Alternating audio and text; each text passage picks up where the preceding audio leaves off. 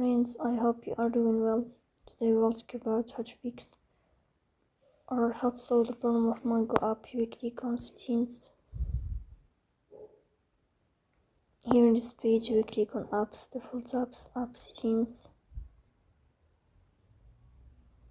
Here in this page we'll search about Mango app and we click here.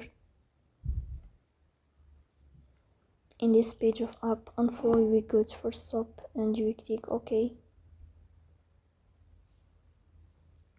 Here we go to storage. You will go to storage as you see and you will click.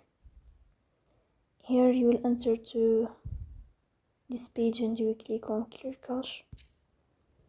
In the end you will turn off your Wi-Fi and you will turn on your Wi-Fi again. So please don't forget to press the bell icon and subscribe. See you next time.